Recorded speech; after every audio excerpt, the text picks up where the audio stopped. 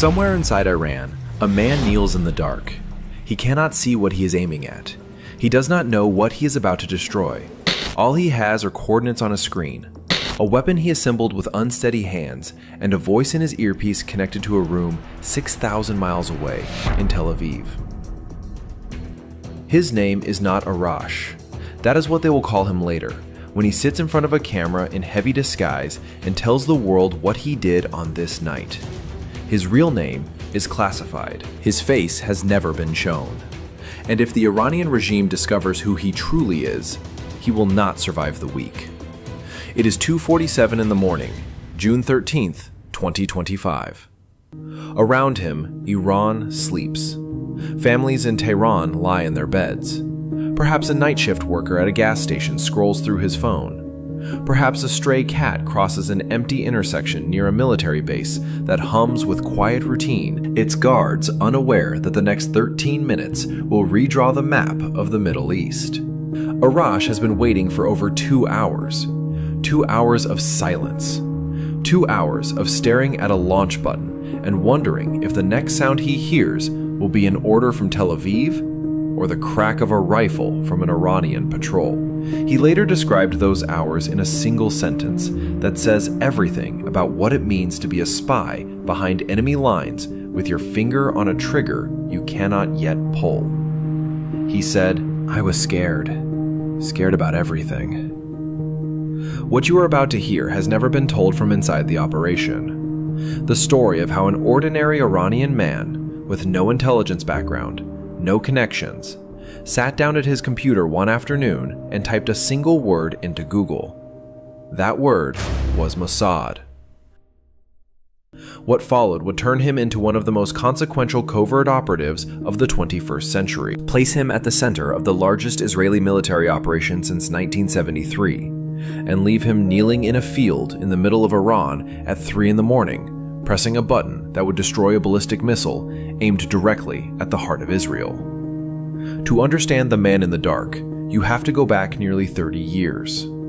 To a night in an Iranian city when an 11-year-old boy sat at his kitchen table and waited for his older sister to come home. She was 17, bright, headstrong, the kind of teenager who pushed back against rules she found unjust.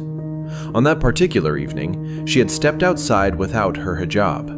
In most countries on earth, this means nothing. In the Islamic Republic of Iran, it means everything. She did not come home that night.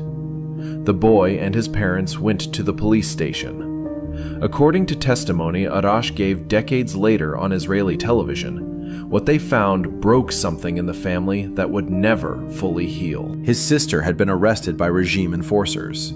She had been beaten. A 17-year-old girl struck by grown men in uniform because her hair was uncovered. His father paid for her release. The family brought her home. But within months, they made the decision to leave Iran entirely. They emigrated to a Western country whose name has never been made public. They started over. They tried to put distance between themselves and a regime that could beat a teenager for showing her hair. The boy did not put distance. He carried the memory like a splinter lodged too deep to pull out.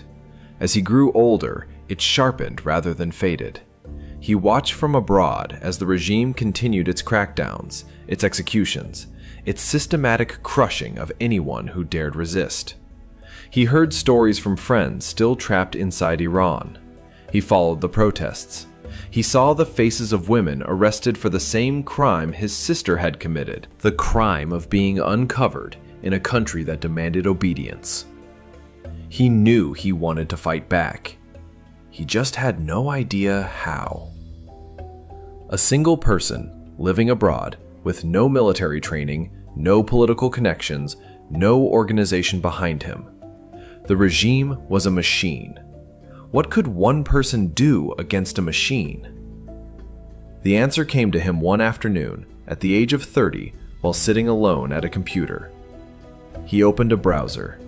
He typed one word: Mossad. The Israeli intelligence agency, the organization the Iranian regime calls its greatest enemy.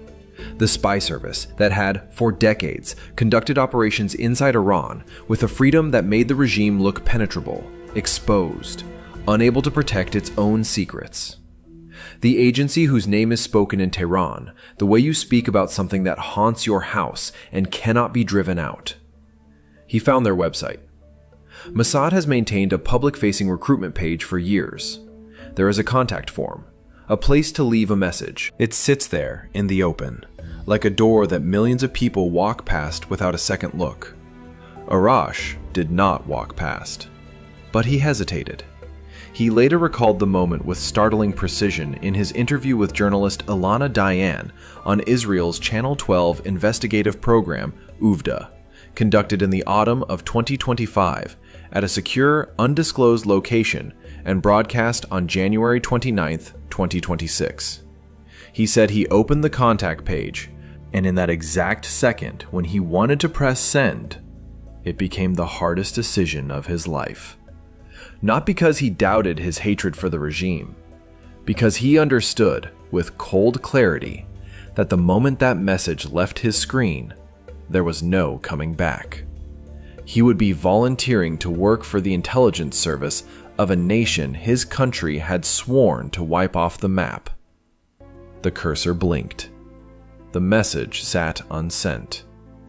And in that silence between intention and action, an entire life pivoted on a single click. He pressed send. Within days, a Mossad agent contacted him. The details of how that first conversation unfolded have never been disclosed. What is known is that the agency had protocols for handling what intelligence professionals call walk-ins, people who approach a foreign service voluntarily rather than being recruited. Walk-ins are both the most prized and the most suspicious category of asset. They could be genuine. They could also be plants sent by the enemy. The vetting process is ruthless. Every detail of a walk-in story is checked, cross-referenced, tested. Arash passed. By 2015, he was formally working for the Mossad. He received training abroad, including multiple visits to Israel over what appears to have been an extended period of preparation. He learned some Hebrew. The scope and nature of his training were not fully detailed in the broadcast, but the operational precision he later displayed in the field tells its own story. This was not a man given a weekend crash course. This was someone methodically prepared over years for a mission that had not yet been defined. The kind of preparation that teaches you not just how to assemble a weapon, but how to breathe when headlights sweep past your hiding position, how to freeze, keep your hands steady when every nerve in your body is telling you to run. The details of his training remain among the most closely guarded aspects of the story, but what he did in that field on the night of June 13th suggests years of work, not months. A decade of patience followed. A decade of living with a secret that, if exposed, meant certain death. A decade of maintaining whatever ordinary life he had built, while carrying, underneath it, the identity of an active Mossad operative. Every phone call potentially intercepted, every border crossing a held breath, every interaction with anyone connected to Iran a tightrope walk where one wrong word could bring the whole structure crashing down. And somewhere during those 10 years, in the quiet hours when the double life pressed hardest, the sister's face must have stayed with him. The 17-year-old who did not come home, not as a memory that faded, as a reason that sharpened. Then, in the spring of 2025, the phone rang. The geopolitical situation had been deteriorating for months. Western intelligence agencies were tracking Iran's nuclear program with growing alarm. By early 2025, multiple assessments indicated that Iran could produce a nuclear weapon within months, possibly sooner. Israeli Prime Minister Benjamin Netanyahu would later describe this as a clear and present danger to Israel's survival. The clock was running, and Israel decided it could not afford to let it reach zero. Operation Rising Lion was being planned. It would become the largest Israeli military operation in over 50 years. More than 200 aircraft, over 330 munitions, targets spread across the entire breadth of Iran, nuclear enrichment facilities, military command centers, air defense networks, ballistic missile launch sites. And in a series of coordinated strikes, the world would struggle to comprehend. The senior leadership of Iran's military establishment and its top nuclear scientists. But before a single Israeli jet could cross into Iranian airspace, something had to happen on the ground first. Iran's air defenses had to be blinded. Its ballistic missile launchers had to be destroyed or degraded. Its ability to strike back in those critical opening minutes had to be crippled before the regime even understood what was happening. And this could not be done from 20,000 feet. It had to be done from inside the country, by people already there. People who had been living among Iranian citizens for months or years, invisible, waiting. People like Arash. What Iranian intelligence had failed to detect, despite years of counter-espionage efforts and billions spent on internal security, was that Mossad had been building something without precedent inside their borders. Not just a network of agents passing along information, a physical military infrastructure. Weapon systems, explosive drones, precision-guided launchers, commandos, all smuggled into the country piece by piece over months and years, hidden in suitcases, in commercial trucks, in shipping containers that passed through Iranian customs without raising an alarm. Arash knew about almost none of this. His world was much smaller. A safe house, a handler's voice on a secure channel, a weapon he had been trained to assemble in under 60 minutes. While Mossad was constructing an invisible army across Iranian territory, he was living his cover life, buying groceries, walking ordinary streets, with the knowledge that somewhere a phone would ring and everything would change. A later Wall Street Journal investigation revealed the staggering scale of the preparation. Components for hundreds of small, explosive-equipped drones had been imported through commercial channels, often using unwitting business partners who had no idea what they were actually moving. Field agents collected the components and distributed them to operational teams scattered across the country. Team leaders had been trained in third countries and then returned to Iran to train their own cells. And here is the detail that reveals just how completely the infiltration had succeeded. According to reports from multiple intelligence analysts, the former head of Iran's own counter-Mossad task force, the man whose entire career was dedicated to catching Israeli spies inside Iran, had himself been working for Mossad. The man hunting foxes had been a fox. The organization designed to prevent exactly this kind of penetration had been compromised at its highest level. Mossad had also positioned precision-guided weapon systems in open areas near Iranian surface-to-air missile installations. They had mounted concealed strike technologies on vehicles that could drive freely along Iranian highways without attracting a second glance. And they had established drone launch facilities deep inside the country, including near the Revolutionary Guard's Esfejabad base on the outskirts of Tehran. If you had been driving through the outskirts of Tehran in early June of 2025, you might have passed a commercial truck on the highway and assumed it was carrying produce. You might have spotted a parked van near a military facility and figured it belonged to a maintenance crew on the late shift. You might have noticed a group of men unloading boxes from a vehicle and taken them for construction workers starting early. You would have been wrong about every single one. All of it sat dormant, all of it invisible. All of it waiting for a signal from a room in Tel Aviv. Mossad had identified a critical vulnerability in Iran's military logistics that would prove decisive. Iran possessed roughly 4 times more ballistic missiles than it had trucks to transport them to launch positions. Those trucks were the bottleneck, the single point of failure in Iran's entire retaliatory strike capability. Destroy the trucks before the missiles could be moved, and thousands of warheads would sit useless in their bunkers. Expensive, deadly, and going absolutely nowhere. On the afternoon of June 12th, Arash was at a safe house with his team. He knew a major operation was imminent. He did not know the details. The communication came through that afternoon, and the instruction was blunt. Get to the point. They loaded into a car. In the vehicle was a launcher, missiles, camouflage equipment, everything required for the mission. The drive that followed is one of the most quietly terrifying passages in the entire interview. Arash later described it to Diane with a composure that masked what must have been suffocating tension. He said the camouflage was good, perfect even. No one could identify them. To anyone who happened to glance at their vehicle, they were just another car on an Iranian road on an ordinary evening. Normal speed, normal route, nothing to warrant a second look. But inside that car, nothing was ordinary. Every intersection was a moment of exposure. Every vehicle that pulled alongside them could have been Revolutionary Guard running routine surveillance. The team sat with a loaded weapon system in their vehicle, driving through a country where possession of such equipment would mean immediate arrest, interrogation, and execution.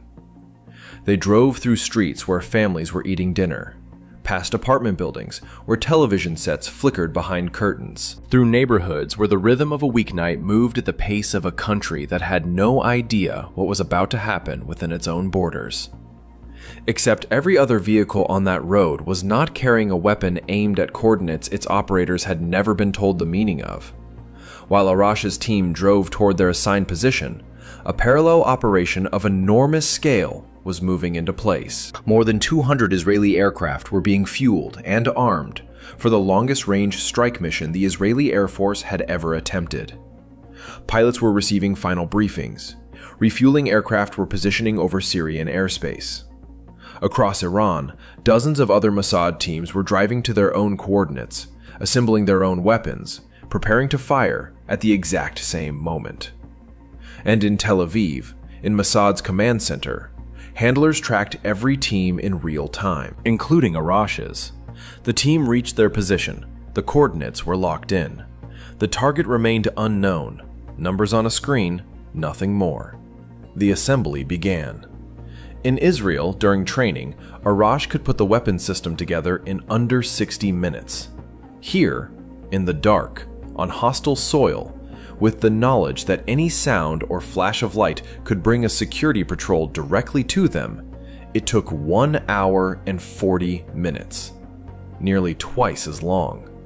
He explained why to Diane. During the assembly, vehicles approached, headlights in the distance growing brighter, the sound of engines on a nearby road. Each time, the team froze completely. Hands stopped moving. Breathing slowed to almost nothing. They held still until the headlights passed and the dark closed back in. Then they resumed. Pause, resume, pause, resume, for 100 agonizing minutes. Maybe in those frozen moments, when his hands were still and the headlights swept across the ground like searchlights, his mind went where minds go when the body cannot move. Maybe it traveled back to a police station 29 years earlier, to a 17-year-old girl with bruises on her face, to the sound of his father's voice asking for her release. We will never know, he did not say. Some things stay private, even in an unprecedented interview. The weapon was assembled. The coordinates were entered. Everything was ready. The wait began. Over 2 hours. More than 120 minutes in absolute darkness, in total silence, with a loaded weapon system aimed at something he could not see and could not identify. The only connection to anything beyond that field was the communication link to Mossad headquarters. Arash described the wait as terrible, a small word for what it must have contained. Every minute that passed was another minute in which they could be discovered. Every distant engine could be a patrol. Every rustle of wind could be footsteps, and they could not move, could not adjust position, could not do anything except sit and wait for a voice from 6,000 miles away to say the moment had arrived. In Tel Aviv, the final synchronization was underway. Ground strikes and air operations had to launch within the same narrow window. The Mossad teams inside Iran would fire first, taking out air defenses and missile launchers in the opening minutes to create safe corridors for incoming aircraft. If the ground team struck too early, Iran would be alerted and scramble what remained of its defenses. Too late, and Israeli pilots would fly into a wall of surface-to-air missiles. the margin was measured in minutes. And so Arash waited, in the dark, scared about everything, with a button under his finger and a target he would not see until the last seconds of the weapon's flight. 3 o'clock in the morning, the voice came through from Tel Aviv. After 2 hours of nothing, the order arrived. No speech, no preamble, one word: launch. Arash pressed the button. The weapon fired, and in the instant it left the launcher, the missile's onboard camera activated. A live feed appeared on a screen in front of him. For the first time since he had received those coordinates hours earlier, Arash was about to learn what he had been aiming at all night. The image sharpened as the distance closed. Terrain became shapes. Shapes became structures. And in the final seconds before impact, the camera showed the target with full clarity. A ballistic missile launcher. Loaded. Armed. Positioned and ready to fire its payload at Israel. 300 miles to the west, in Tel Aviv and Haifa and the suburbs stretching between them, the warheads on that launcher had been pointed at sleeping families. A mother settling a restless child. A hospital running its overnight shift. A city full of people who would never know how close the danger came. The missile struck. Direct hit. The launcher ceased to exist. One moment it was a weapon aimed at 9 million people. The next, wreckage. Arash picked up his communication link. According to his testimony, his message to headquarters was 5 words. "We did our job." Tel Aviv responded immediately. "Yes, you did." He later told Diane he wanted to shout. He described an almost overwhelming urge to celebrate right there with his team. But discipline held. They were still deep inside hostile territory. Iranian security forces would be responding to explosions across the country within minutes. The extraction window was narrow and closing. They gathered their equipment, cleaned the site, moved quickly back to the safe house. Behind them, the sky was beginning to change.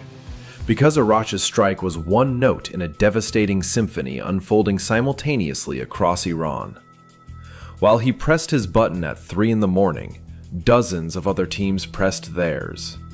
Near Tehran, explosive drones that had sat dormant for weeks activated and launched towards surface-to-surface missile launchers at the Esfahabad base. Across central Iran, precision weapons positioned near air defense batteries received their firing signals and engaged their targets simultaneously. On Iranian highways, vehicles that looked like ordinary commercial trucks revealed concealed systems, fired at air defense radars as they drove, and disappeared back into normal traffic without stopping. The entire defensive architecture of the Islamic Republic was being torn apart from within. By its own roads. By people who had been sleeping in its cities and shopping in its markets, and waiting with inhuman patience for this night. Mossad teams targeted the transport trucks. They destroyed dozens in the opening hours. Every burning truck was a missile that would never fly. Every neutralized launcher was a city that would not be hit. The teams continued hunting deep into Friday, tracking trucks as they attempted to move missiles from storage to launch positions. And while this unfolded on the ground, the sky above Iran filled with aircraft. More than 200 Israeli Air Force planes entered Iranian airspace in the opening wave. Fighter jets carrying over 330 munitions struck over 100 targets. The main enrichment facility at Natanz, the conversion plant in Isfahan, the heavy water installation at Iraq, military command centers, Revolutionary Guard bases, Basij militia facilities. They flew uncontested because the air defenses that should have engaged them were already burning. The radar systems that should have detected them had been blinded by operatives driving past them in unmarked vehicles minutes earlier. The surface-to-air batteries that should have filled the sky with interceptors had been destroyed by teams who had been standing next to them in the dark. Arash and the operatives like him had not just completed individual missions, they had opened the door through which an entire air force walked. The consequences were immediate and staggering. Iran's chief of staff, Major General Mohammad Bagheri, was eliminated. The commander of the Revolutionary Guard Corps, General Hossein Salami, was eliminated. The commander of Iran's Emergency Forces Headquarters, Major General Gholam Ali Rashid, was eliminated. 3 of the most senior military figures in the Islamic Republic, gone in a single night. Several of these strikes, according to intelligence sources, targeted individuals in their own homes in the early morning hours when they believed themselves completely safe. They had not been safe for years. They never knew it. 6 nuclear scientists were killed in coordinated strikes the same night. 5 car bombs detonated across Tehran near government and nuclear-related facilities. Iran's entire security establishment had been penetrated so deeply that the attack came from every direction at once, including from within. Iran fought back. Over the 12 days that followed, Tehran launched more than 550 ballistic missiles and over 1,000 suicide drones at Israel. Some penetrated the layered defense systems. There were casualties. Real damage. The strike on Beersheba in the final hours before the ceasefire caused severe harm. The cost was real on both sides. Real people died. Real families were shattered. War does not produce clean victories, only outcomes where one side's losses are less catastrophic than the others. But the Iranian retaliation was a fraction of what its war planners had envisioned. Tehran had built its entire deterrent strategy around the threat of overwhelming missile barrages, thousands of warheads launched in rapid succession to saturate Israeli defenses through sheer volume. That strategy required trucks to move missiles from storage to launch sites. It required launchers to fire them. It required a functioning chain of command to coordinate the timing, and it required air defense systems to protect Iranian territory while the counterattack unfolded. Every single one of those requirements had been degraded or destroyed in the opening hours. By teams on the ground. By people like Arash. The man who had Googled Mossad at 30 had not just destroyed one launcher. He had been part of an operation that fundamentally broke Iran's ability to fight the war it had planned to fight. Former Mossad officer Sima Shine, who headed the Iran program at Israel's Institute for National Security Studies, captured the gap between what Iran intended and what it managed. She said they had expected much more from Iran's response. The implication was devastating. The ground operation had not merely supported the air campaign, it had altered the entire war. On June 22nd, the United States entered the conflict. American B-2 bombers struck Iranian nuclear sites, including the Fordo enrichment facility, buried deep inside a mountain. The one critical target Israeli conventional weapons could not reach on their own. 2 days later, on June 24th, a ceasefire was brokered under American pressure. The 12-day war was over. Arash was extracted from Iran and brought to Israel before the conflict ended.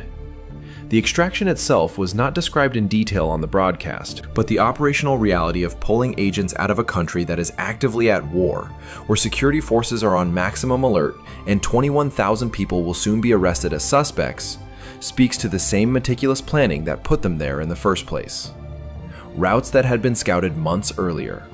Safe houses that had been prepared for exactly this contingency. A chain of movements designed to get a man out of a country that does not know his name, but would kill him instantly if it learned it. He made it out. He arrived in Israel, and he sat down with his handlers and shared a toast. The broadcast did not elaborate on that moment. Arash mentioned it almost in passing, as if the toast were a footnote rather than the climax of a decade-long journey. But it is hard not to linger on it.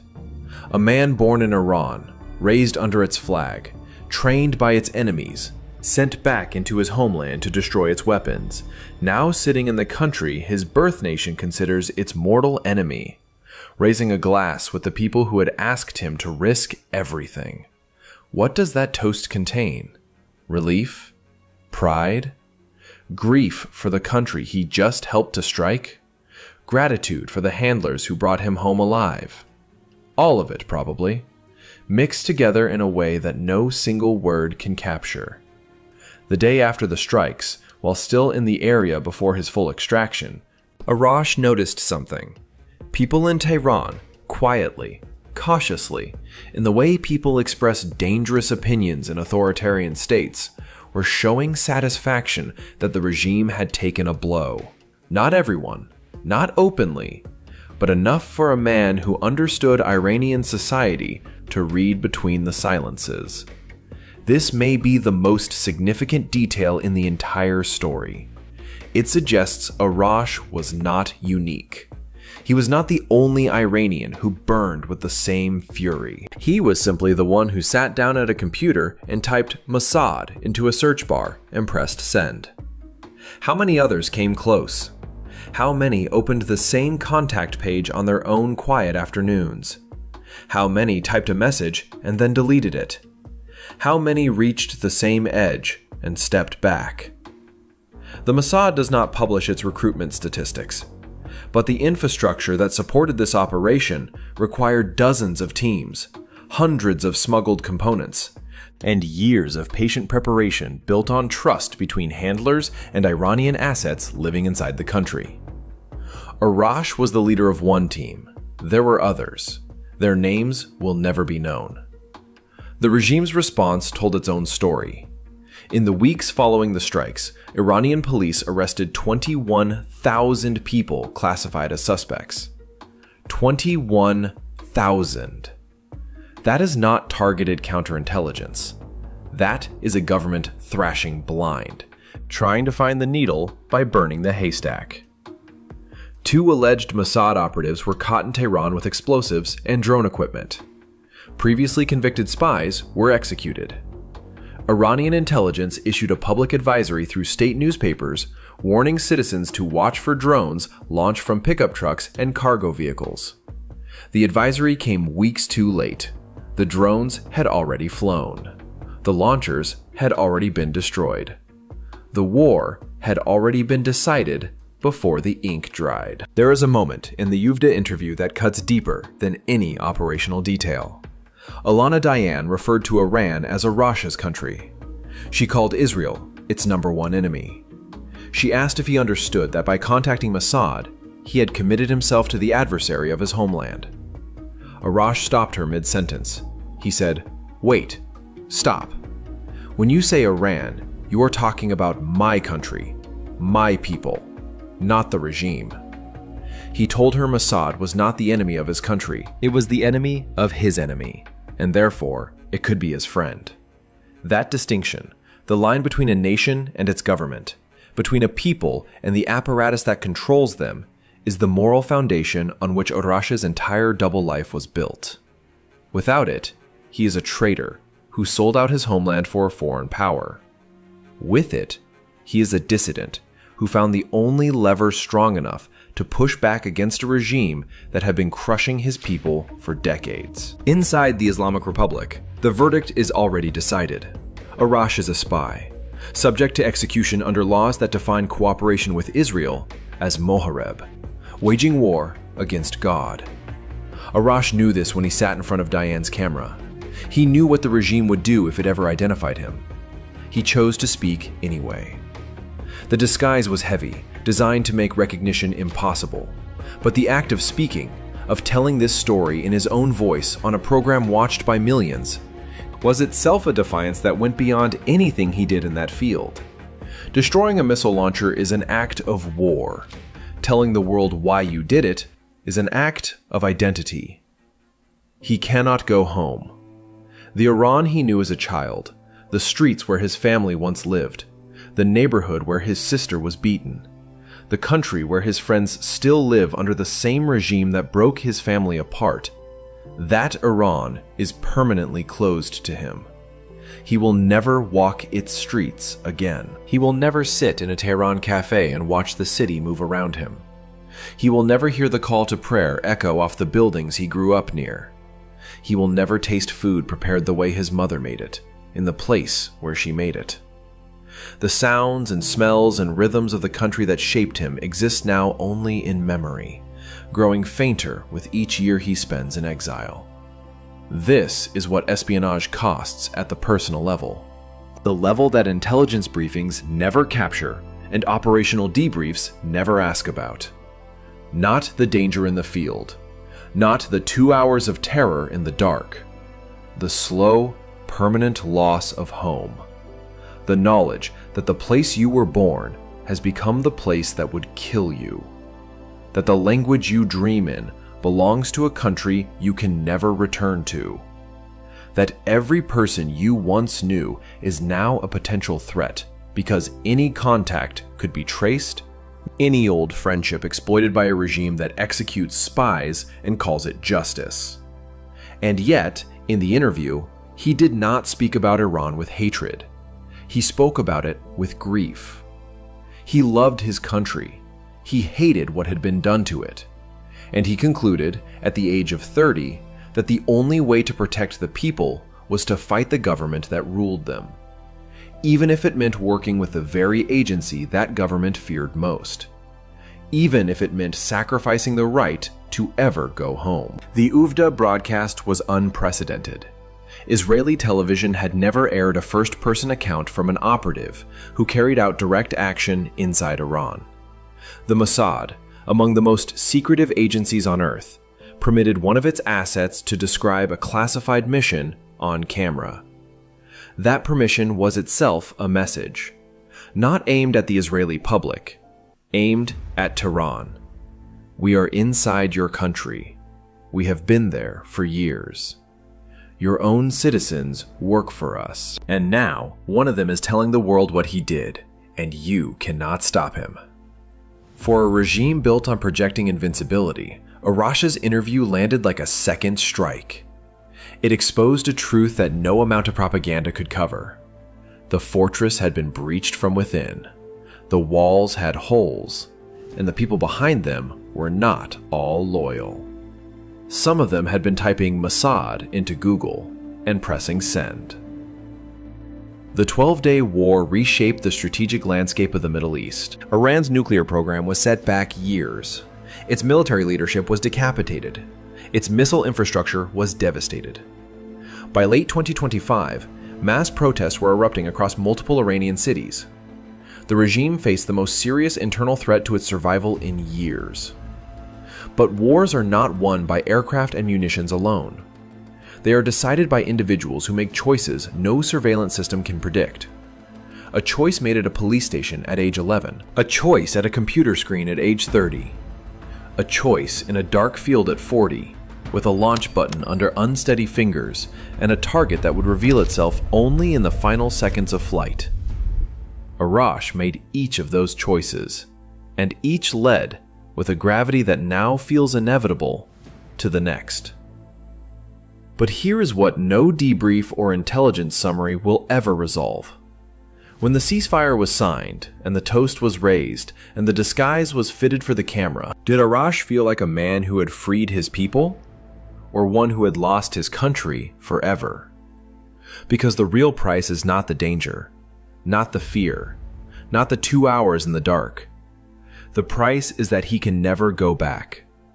The Iran of his childhood, his language, his memories, the streets he walked before the night his sister did not come home, that Iran now exists only inside his mind. The physical country belongs to a regime that will hunt him until it finds him, or until it falls. He saved lives. The launcher he destroyed was loaded and aimed at cities where families slept. He prevented that. He earned the toast. He earned the right to say he did the job and hear his handlers confirm it. What did it cost him? Somewhere in the world right now, a man who was once an 11-year-old boy in Iran is living under a name that is not his own, in a country that is not his home, carrying the knowledge that he changed the course of a war with 2 presses of a button. The first was on a computer screen, a search bar, a contact form, a message sent into silence. The second was on a weapon system in a dark field, a set of coordinates, a target revealed only in the final seconds, a ballistic missile that would never reach its destination. Between those 2 buttons lies the entire life of Agent Arash. How many others are out there right now, sitting at their screens, staring at a contact page, finger hovering? What will they decide? Subscribe if this story stayed with you. Drop your answer below to the question that has no clean resolution. Was Arash a patriot who saved his people, or a man who lost his country the moment he pressed send? Here is what keeps intelligence chiefs in Tehran awake at 3 in the morning. The same hour Arash pressed his second button. They do not know how many messages are sitting in Mossad's inbox right now, sent by citizens they trust, from devices they cannot trace, by people whose fury they manufactured, and whose names they will never learn until it is far too late. The regime built the machine that beats 17-year-old girls for uncovering their hair. Arash is what happens when the machine makes a mistake it cannot take back.